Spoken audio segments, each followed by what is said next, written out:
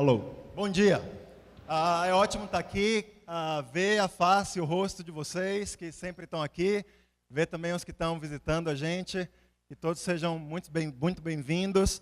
Eu sei que tem visitantes ilustres, vários dos quais eu não sei que estão aqui, então sintam-se bem-vindos. Alguns dos quais eu sei que estão aqui. A Leslie está aqui de Goiânia, esteve aqui conosco com as mulheres ontem. Que bom que você está aqui, Leslie. Tem um irmão chamado Giovanni, que está de Los Angeles aqui também, que veio falar com alguns de nós. Sinta-se bem-vindo em sua casa aqui, Giovanni, e todos vocês que estão aqui nos visitando, convidados para virem louvar o nosso Deus junto conosco. É uma alegria tê-los aqui. Essa semana eu estava indo para Brasília, trabalho na terça, e quando eu cheguei lá, tive a triste notícia de que meu avô, em Salvador, havia falecido. Foi um momento de lembrar onde está nosso tesouro, para que a gente está vivendo a nossa vida aqui. Foi um momento de lembrar de todo o bem que meu avô, junto com minha avó, fez por mim. Eu certamente não estaria aqui se não fosse pelo que meu avô fez. Um homem com um coração enorme que abriu a porta do coração, não só para mim, mas para os filhos, para desconhecidos, e causou muito impacto. Foi ótimo estar lá. Foi triste de pensar em tudo isso e de dar tchau para ele, mas também um momento para pensar nas coisas que realmente importam na vida. E a gente vai falar um pouco sobre isso, mas antes da gente falar e ler a Bíblia, vamos orar juntos como família. Muito obrigado, Pai, porque o Senhor nos dá esse privilégio enorme da gente adorar o Senhor juntos. O Senhor poderia ter nos dado a Bíblia, nos ensinado a orar, e a gente poderia andar dia a dia sozinhos, mas o Senhor falou, não, a gente precisa andar juntos um com o outro. Muito obrigado porque o Senhor nos deu a igreja. Que é isso? É a família que o Senhor nos deu para que andássemos juntos um com o outro. Muito obrigado porque podemos juntos nos lembrar das coisas que realmente importam na vida. Podemos juntos adorar o Senhor, Pai, que é o objeto da nossa vida. Vivemos para louvar o Senhor, para te adorar, para em tudo que fazemos, Pai, te glorificar e alegrar o seu coração. Pai, muito obrigado pelo dia de hoje, por esse culto que estamos oferecendo ao Senhor. Nos ajuda a continuar te oferecendo tudo o que temos, nosso entendimento, nossas decisões, nossas emoções, nesse momento em que vamos estudar a sua palavra. Te oramos em nome de Cristo. Amém. A gente tem várias piadas sobre os pão duros ao nosso redor, né? Eu peguei algumas delas. Eu estou contigo e não abro, disse a carteira do homem pão duro. O cara era tão pão duro que ele morreu no domingo para não fechar por luto. Eu posso parecer egoísta, mas eu sempre deixo a satisfação de pagar a conta para os meus amigos. Um mendigo toca a campainha da casa de um milionário que de tão pão duro dizia que era capaz de tomar banho com aspirina na mão sem deixá-la derreter. Quem é? Grita o pão duro ao ouvir a campainha. Uma esmolinha, pelo amor de Deus. Sim, pode deixar embaixo da porta. A gente faz piada sobre os pão duros, mas a Bíblia fala muito sobre a avareza. A Bíblia fala muito sobre o coração meu e seu, que tem uma dificuldade enorme de dar o que nós percebemos ser nosso. Por que é tão difícil dar, afinal de contas? Por que é tão difícil abrir a mão, abrir a carteira? Porque essa é uma das áreas onde nós somos atingidos de imediato, quando a gente se enfraquece espiritualmente. Porque a nossa relação com o dinheiro é tão estreita e mexe tanto com o nosso ser e com o nosso coração. Sabe, eu quero apresentar 3 razões pelas quais é tão difícil dar. A primeira dessas razões, é difícil dar quando a gente deixa o medo governar nossos corações e não a fé. É difícil dar porque nós deixamos o medo nos dominar e não a fé. Não é verdade que o medo devora nossa fé? Que o medo come ela e nos deixa secos e duros? O medo devora nossa generosidade. Quando o medo está presente, a gente tem pensamentos do tipo, e se eu não tiver o suficiente? Ou então, e se eu der tudo para os outros e não sobrar para mim?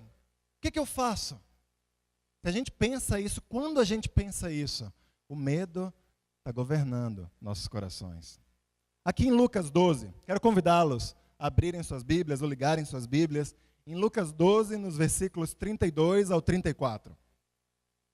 Jesus está falando com seus discípulos, que estavam cheios de medo.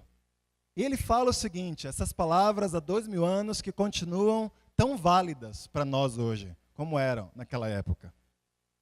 Jesus continuou, meu pequeno rebanho, não tenha medo, pois o Pai tem prazer em dar o reino a vocês. Vendam tudo o que vocês têm e deem o dinheiro aos pobres. Arranjem bolsas que não se estragam e guardem as suas riquezas no céu, onde elas nunca se acabarão, porque lá os ladrões não podem roubá-las e as traças não podem destruí-las, pois onde estiverem as suas riquezas, aí estará o coração de vocês. Sabe, Jesus entende da tentação de medo que eu e você temos. E por isso ele fala para nós, meu pequeno rebanho, não tenha medo. Não deixe o medo governar seus corações. Não deixe o medo governar sua mente, a maneira de você pensar. Deixe a fé te governar. Deixe a expectativa de que coisas boas vão acontecer com você, dominar o seu coração. Jesus chama aqui esses discípulos e a nós de meu pequeno rebanho. Esse é o carinho, esse é o apreço, esse é o zelo que Jesus tem para conosco. Ele é o nosso pastor. Nós somos o rebanho dele. E ele é o nosso pastor. Ele é o único pastor nosso. A gente deveria de verdade parar de chamar uns aos outros de pastores. Porque o nosso pastor é Jesus Cristo. Nós somos ajudantes do pastor para cuidar da vida uns dos outros. E todos nós somos. Não só quem sobe aqui ou quem lidera a igreja. Nós somos aqueles que são conduzidos pelo pastor que nos conduz a águas tranquilas, que nos dá um pasto verde, cheio de alimento para nossa alma, que cuida de nós, que sabe o que nós precisamos, que nos protege no vale da sombra e da morte. É confortante lembrar que Jesus está nos supervisionando, não é verdade? É confortante saber que Jesus está zelando por nós, que Jesus sabe das necessidades de nossa alma. Apesar de a vida não ser um mar de rosas, a gente tem um pastor. Apesar de todos nós passarmos por muitas dificuldades, o salmista ainda assim expressou lá no Salmo 37, no versículo 25. Eu fui moço e agora eu sou velho, mas eu nunca vi um homem bom, abandonado por Deus, e nunca vi os seus filhos mendigando comida. Isso é o que o salmista expressou depois de uma vida vivida junto com Deus. Eu nunca vi alguém fiel a Deus, abandonado por Ele. Como anda nosso dia a dia? Nós temos sido governados pela fé ou pelo medo? Isso vale não só para a nossa vida financeira, mas como anda a maneira como nós gastamos nosso tempo? Como anda a maneira como nós gastamos nossa energia? Você dá sinais de que sua vida é governada pela fé? Ou você tem sido governado pelo medo? Tantas vezes a gente deixa o medo nos impedir de dar para Deus aquilo que a gente sabe que a gente deve dar para Deus. E por causa do medo, nós não damos. Outras vezes, nós deixamos o medo nos controlar, porque a gente pensa, eu não sei como que os outros vão usar aquilo que eu dou. E eu tenho medo, eu já tive experiências ruins com outras pessoas. Eu confio em Deus, mas não em pessoas. Mas sabe do que? Você não pode confiar em Deus se você não confia em pessoas também. Alguns dizem, não, mas Jeremias diz, maldito homem que confia em homens. Eu confio só em Deus. Mas a gente deixa de entender o que essa escritura verdadeiramente significa. Sabe, nós não vamos pôr nossa esperança em homens, certamente, porque sabemos que todos nós somos falhos. sabemos que nós não temos em nós mesmos a fidelidade e a rocha que só Deus tem em si. Mas, se nós confiamos na rocha, então nós obedecemos a rocha e nós sim entregamos nossa confiança uns aos outros. Nós permitimos que pessoas falhas tenham influência sobre nossas vidas. Nós confiamos que até pessoas pecadoras, elas podem sim ser dignas da confiança de Deus e da nossa confiança também. Se nós não confiamos nos outros, uns nos outros, então nossa confiança em Deus, ela não é existente no último dia, de verdade. Nós precisamos confiar uns nos outros. Alguns de nós temos medo de dar nossas ofertas, porque a gente pensa, eu não sei como a liderança da igreja está usando essas ofertas. Sabe, você está cometendo pecado se você deixa a desconfiança dessa forma, o medo dessa forma, afetar a maneira como você dá não só seu dinheiro, mas como você dá o seu envolvimento. Alguns falam aqui, eu não sei se eu vou dar meu coração de novo, porque eu quero ver se essas pessoas são dignas da minha confiança de novo. Você está cometendo pecado se você faz isso. Você deveria dar o seu comprometimento, o seu envolvimento, porque é Deus quem pede isso. E Deus está vendo o nosso coração. Não depende de quem está aqui na frente. Não depende de quem está liderando sua igreja em casa. Não depende de pessoas. Mas, se você confia em Deus, se você está deixando a fé dominar o seu coração, você dá. Você dá do seu dinheiro, você dá do seu tempo, você dá do seu comprometimento, você dá da sua energia, porque Deus é quem recebe essas ofertas suas. Amém? Vamos decidir encher nosso coração de fé, irmãos. Vamos decidir que a fé vai dominar a maneira como nós vivemos, como nós damos, como nós nos doamos ao nosso redor.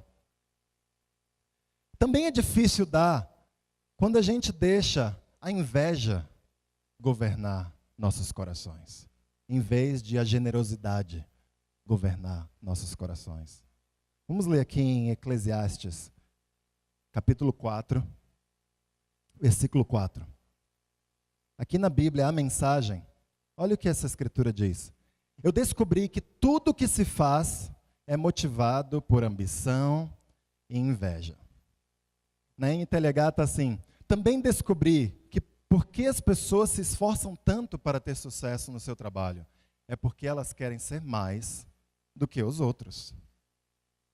Sabe o que a Bíblia nos conta aqui nessa escritura?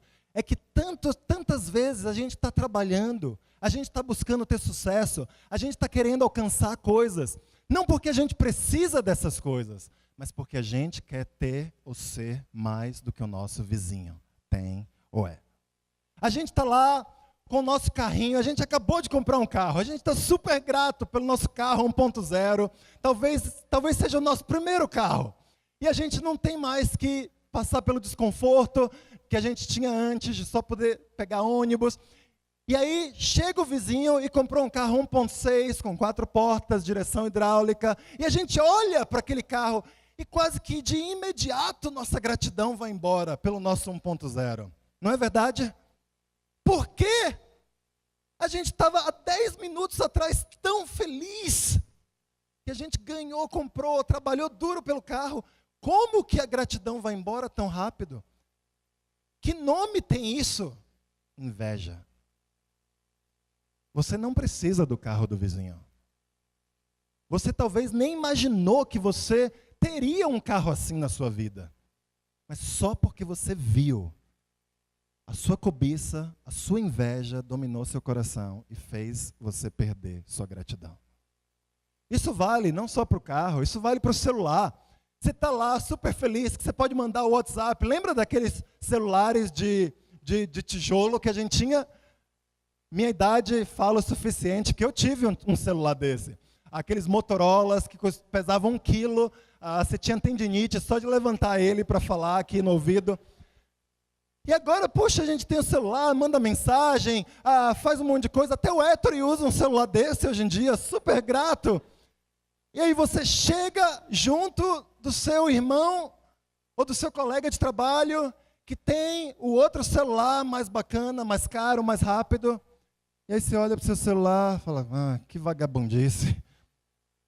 Você perde a gratidão pelo celular que você hoje pode usar para fazer tanta coisa, porque você viu o do vizinho. O seu funciona muito bem. Você nunca imaginou que você ia ter um celular na vida. Se você tem mais do que 20 ou 25 anos, você nunca imaginou que você ia precisar de um celular na vida. Certo? A gente nem pode dizer isso para a nova geração, mas se você é mais velho, tá comigo, né? A gente nunca achou que tanta coisa a gente ia poder fazer no celular. E hoje a gente perde a gratidão tão rápido, se não tem aquele ou outro modelo de celular. Sabe, não tem nada de errado em ter um carro, um celular bacana, ou de ter uma casa legal. O problema é quando a gente permite que essas coisas roubem a generosidade dos nossos corações. Quando a gente permite que a inveja domine nossas vidas, em vez de a generosidade dominar nossas vidas. O problema de ter essas coisas só acontece quando elas nos roubam o privilégio de sermos generosos para com Deus. Agora a gente está correndo atrás de um carro que a gente nunca imaginava que a gente teria, ou que nunca imaginava que a gente poderia comprar. Mas a gente está correndo e pagando a prestação de milhares de reais para ter um carro assim. Porque de repente é uma necessidade do nosso coração. Ou ter o celular de última moda, ou que funciona, ou ter a casa no bairro X ou Y, virou uma necessidade. Virou artigo básico para nós. Não é necessidade. Alguns de nós trabalham pra caramba aqui. Sabe qual é o problema com o seu trabalho? Não é porque você precisa pagar as contas, é porque você é invejoso. Eu e você somos invejosos. E a gente está trabalhando pra caramba para ter coisas que a gente nunca imaginava que a gente precisava. E por isso a gente tem que trabalhar horas e horas e horas, dias e dias, para viver um estilo de vida que nos rouba o privilégio de sermos generosos para com Deus. E a gente não dá para Deus e ainda usa a desculpa de necessidade. Não, eu tenho que trabalhar um monte assim porque é minha necessidade. Porque eu tenho muitas contas para pagar. É verdade, é sua necessidade depois que você tomou a decisão de ter uma prestação super alta. Depois que você comprou a TV, a máquina de lavar, o freezer, em 18 prestações, e agora você tem que achar dinheiro para pagar essas prestações. Mas a gente precisava de tudo isso? É necessidade nossa ou é a inveja dos nossos corações que estão nos levando a comprar, a comprar, a comprar?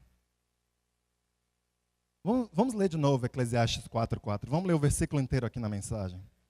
Eu descobri que tudo que se faz é motivado por ambição e inveja. É tudo inútil.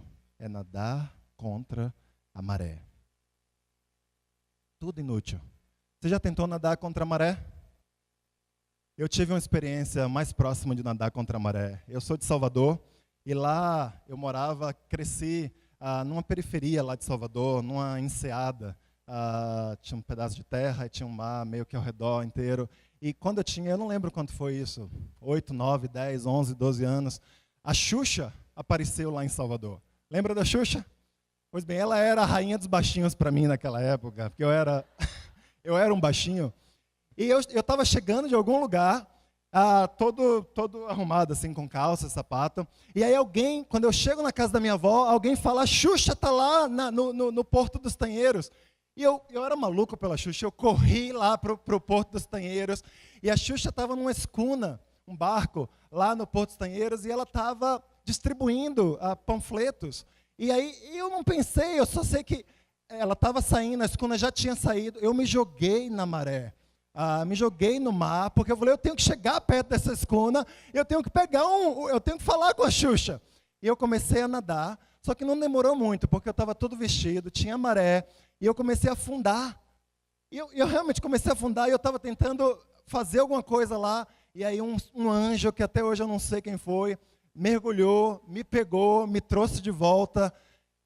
E aí depois, momentos depois, a Xuxa jogou lá centenas, milhares de panfletos que estavam lá boiando em tudo que era lugar.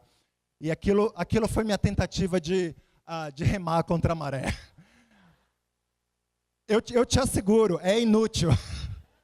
Não vale a pena, por Xuxa ou por qualquer outra coisa. Sabe, correr atrás de coisa que os outros têm é inútil. é nadar contra a maré. A gente vive numa sociedade cada vez mais de aparência. A gente vive na sociedade do Facebook, do Instagram, onde todo mundo aparece feliz. Você já viu alguma foto de alguém triste no Facebook? Boa sorte tentando achar. Você já viu fotos no Instagram de pessoas falando de sua depressão ou de como está sendo difícil criar os filhos? Não aparece. Só aparece os sorrisos. Você não tira foto do caminho para o trabalho, o busão, a comunidade, o engarrafamento. Você só tira foto quando você está na Bahamas ou quando você vai para alguma praia paradisíaca. E aí você dá aquele sorriso, você retoca ainda um pouquinho com o Photoshop e aí você posta lá. Né? É a sociedade de... Não importa tanto o que eu estou experimentando de verdade. O que importa é como as pessoas estão me vendo. Se as pessoas estão me vendo assim, como se tudo estivesse bem, então está tudo bem. Está tudo bem. Esses são os dias de hoje. Um psicólogo chamado Tobias Wethoff diz o seguinte: a inveja está se tornando um problema crescente na sociedade moderna. Todo mundo conhece o sentimento. Pode vir quando um colega é louvado pelo chefe, ou quando um vizinho conseguiu reduzir o peso de forma inesperada, ou comprou algum objeto material desejável. A felicidade vivida pelos outros, muitas vezes, é difícil para nós suportarmos. Qual é o nome que a Bíblia dá a isso? Inveja. Provérbios 14, versículo 30, diz o seguinte: a paz de espírito dá saúde ao corpo, mas a inveja destrói como câncer. Sabe, quando nós somos invejosos, a gente não é pessoas alegres. Nós não conseguimos ficar alegres. A gente não consegue ficar agradecido quando a inveja está dominando o nosso coração. A gente fica com raiva. A gente fica irritados uns com os outros, com Deus. A gente se sente amargo no íntimo. A gente se sente com direito a tudo e a todos. É meu direito ter. É meu direito fazer. Mas a gente precisa parar de se comparar uns com os outros, irmãos. Alguém sempre vai ter mais do que você. Sempre você vai achar alguém que tem alguma coisa a mais do que você. E se a gente não aprender o segredo de viver contentes em toda e qualquer situação, nós estamos destinados a viver vidas tristes aqui nessa terra. Eu quero perguntar a você: a sua inveja tem impedido você de ser generoso para com Deus? O que você dá a Deus é diminuído porque você está nessa busca incessante de ter mais, de comprar mais, de viver melhor, de mostrar mais para os outros. Que triste, não? Se a gente permitir que a inveja domine nossos corações. Que tal permitir que a generosidade domine nossos corações? Que tal a gente começar, não dizendo, vamos ver aqui quanto sobra para Deus, mas quanto que eu gostaria de dar para Deus? Mas não tem o suficiente para pagar o resto. Que tal a gente pensar no que pode diminuir no resto de nossas vidas? Que tal a gente começar com um alvo? Eu quero dar isso. Eu quero ser um homem, uma mulher generoso. Por fim, é difícil dar quando a gente tira conclusões erradas a respeito do Novo Testamento, do ensino do Novo Testamento. Alguns de nós podemos pensar o seguinte: o dízimo, o mandamento do Velho Testamento, de dar 10% do que você tem, ele não é mencionado no Novo Testamento, não é verdade? É isso aí. Não se fala nada no Novo Testamento sobre dar 10%. Então, já que essa lei dizia respeito só ao Antigo Testamento, eu posso dar qualquer coisa. Eu posso dar 1% da minha renda, 0,5% da minha renda, 2%, 3%, 4%, 5%, e tudo bem. E eu posso agradar a Deus ainda assim, dando, seja lá o que eu quiser. Bem, é verdade que o Novo Testamento não fala sobre 10%.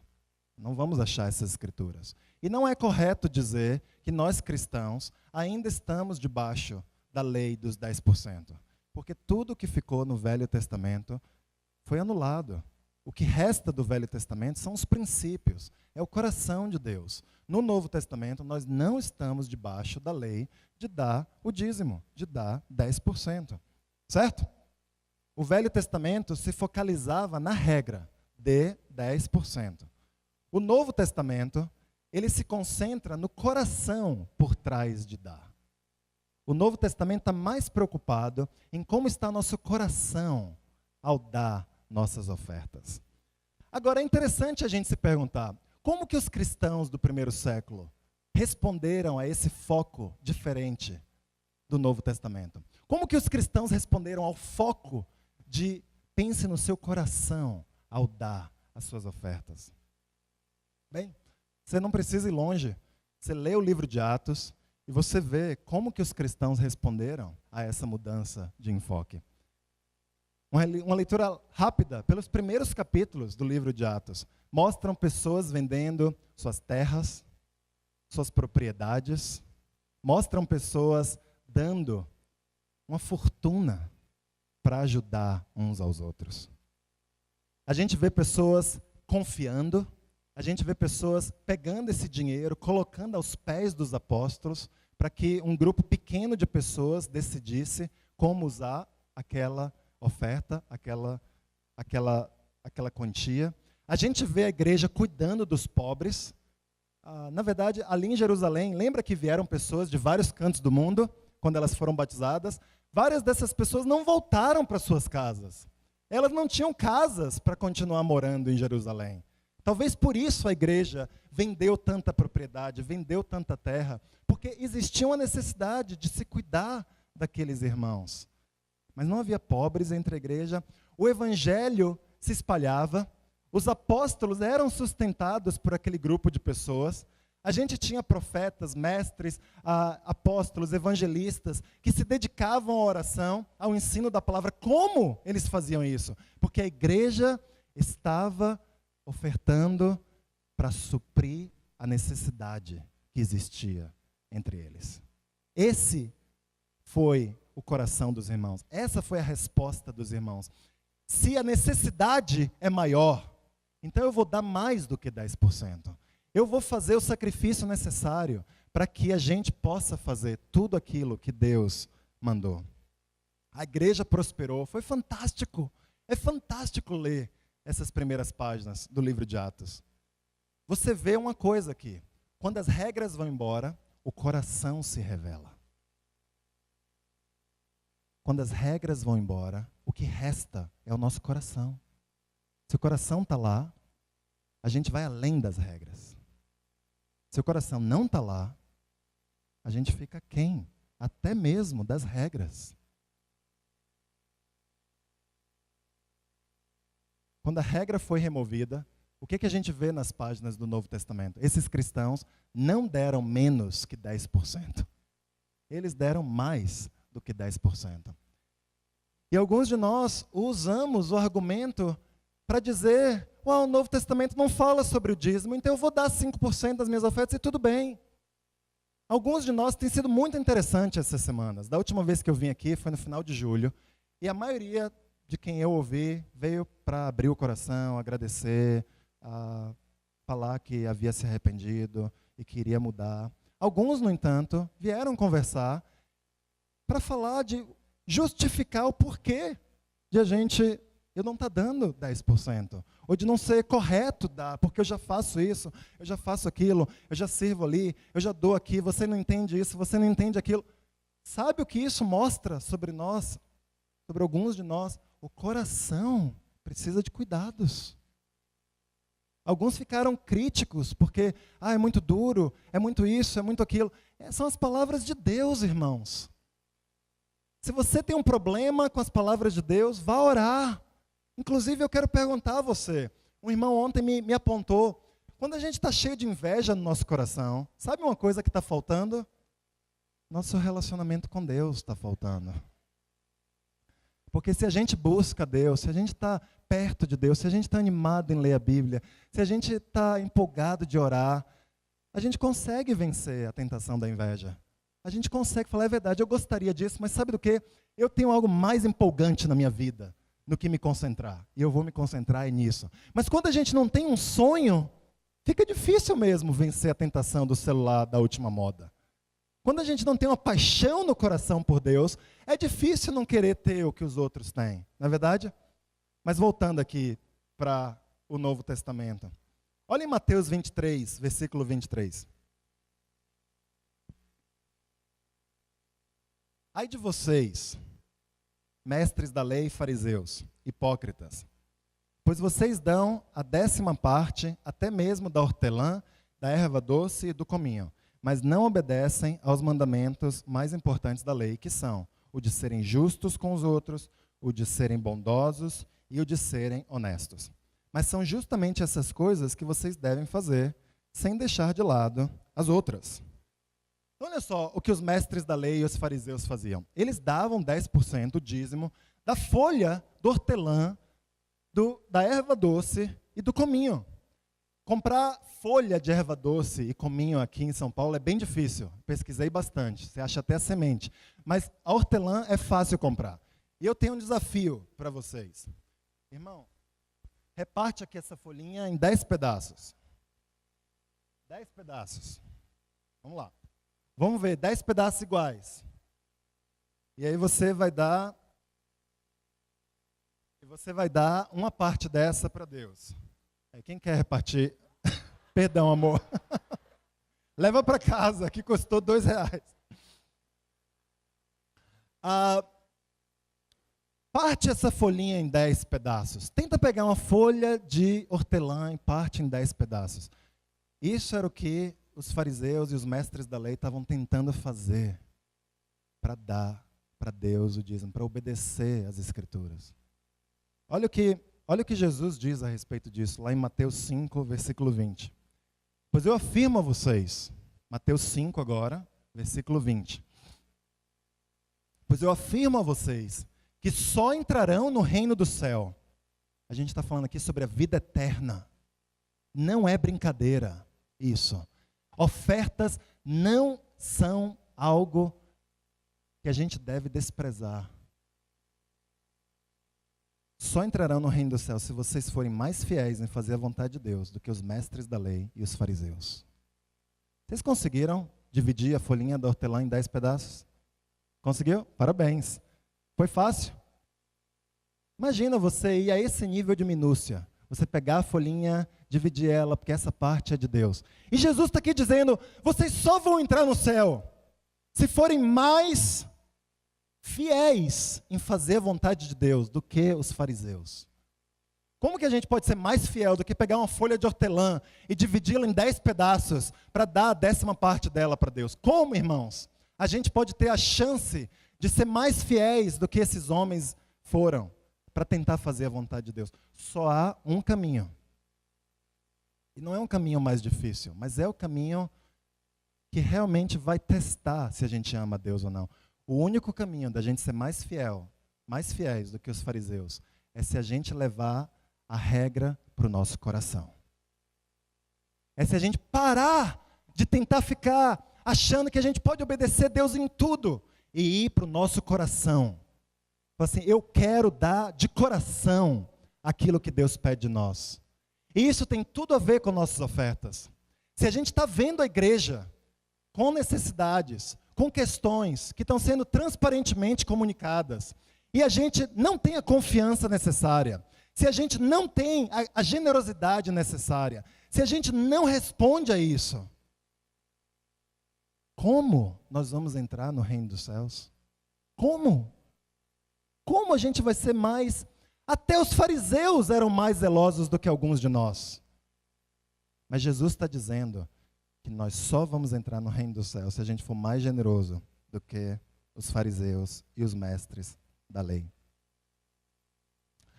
Quando eu ouvi, no final de julho, alguns irmãos falando que acharam que não foi boa, não foi bom o que eu falei, etc. E de lá para cá a gente tem ouvido sobre esse assunto. Eu fiquei um pouco inseguro. Eu falei, será que eu passei da linha? O que acontece? Como vocês sabem. E eu fui conversar com uma irmã pobre que está próxima de mim. Uma irmã bem pobre. E eu perguntei para ela, irmã, como que você se sentiu sobre a pregação de ontem? E essa irmã, ela falou algo que me fez chorar na hora. Ela falou, olha, eu tenho 20 e tantos anos de cristã, eu só deixei de dar a minha oferta de pelo menos 10% em um momento da igreja, onde eu e meu marido estávamos desempregados e a gente não tinha nem o que comer. E foram os irmãos e minha família que ajudaram a gente a ter comida. Mas eu sempre tenho dado meus 10%. Na verdade, ontem, no dia da sua aula, a gente estava indo para a igreja e essa irmã mora muito longe. E ela pega um ônibus e um trem para chegar aqui. E ela estava falando, a gente estava ensolarado o dia e eu deixei, e meu marido sugeriu que a gente deixasse de pegar o ônibus até a estação do trem e a gente desse o valor, acho que era R$13, alguma coisa assim, e a gente guardasse esse valor para a gente dar a mais, uma oferta de gratidão a Deus, porque o dia está bonito e nós dois temos emprego agora. E a gente andou 30 minutos a mais até a estação do trem, e a gente ensinou nosso filhinho, que tem 8 anos, a fazer esse sacrifício também. A gente deu uma parte do dinheiro, a parte do ônibus dele, para ele ir lá na nova geração e ofertar também a Deus. E essa irmã, sabe, ela não estava crítica porque se pregou forte sobre todo mundo dar a sua oferta. Ela não estava chateada porque, meu Deus, foram palavras duras ou difíceis. Ela estava, que privilégio é o meu de dar a minha oferta? Ninguém vai me roubar esse privilégio. E eu não quero só apresentar a Deus o que eu tenho que apresentar. Eu quero ofertar e achar maneiras e pensar sempre como eu posso dar aquilo para Deus que vai deixar Deus feliz comigo. Se você está se perguntando se você tem que dar 5% ou 10% das suas ofertas, lembre dessa irmã e do coração dela e do seu marido.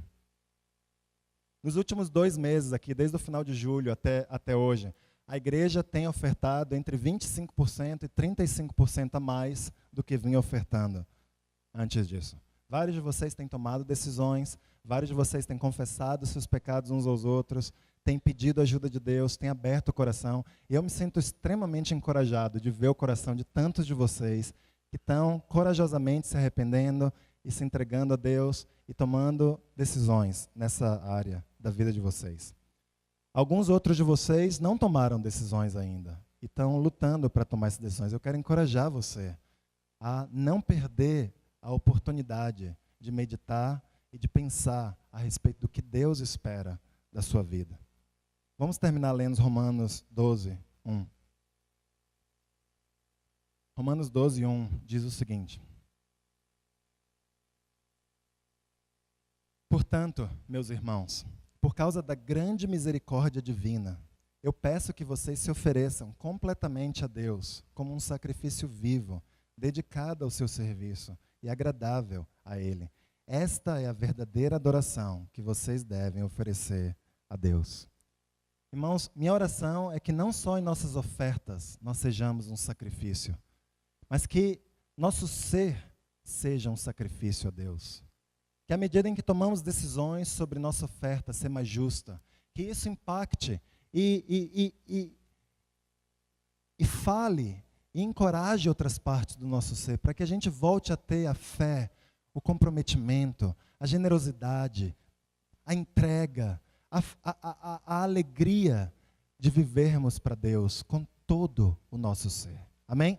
Vamos fazer uma oração.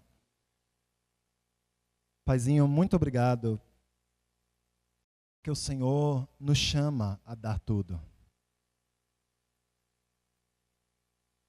Eu sei que muitos não entendem isso. Parece que o Senhor é um Deus egoísta, um Deus que não gosta de já ter muita coisa e quer roubar tudo das pessoas.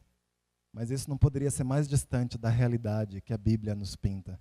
O Senhor é o Deus que, apesar de já ter tudo, decidiu nos dar tanto. O Senhor decidiu encher nossas vidas com bênçãos, com presentes, com dons.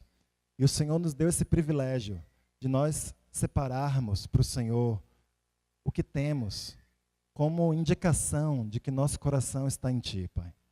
Por favor, nos ajude a ouvir a Sua voz mais alta do que a voz de qualquer outra pessoa e ajude-nos a sermos esse sacrifício vivo que a Sua Bíblia nos chama a ser. Te oramos gratos em nome de Cristo. Amém.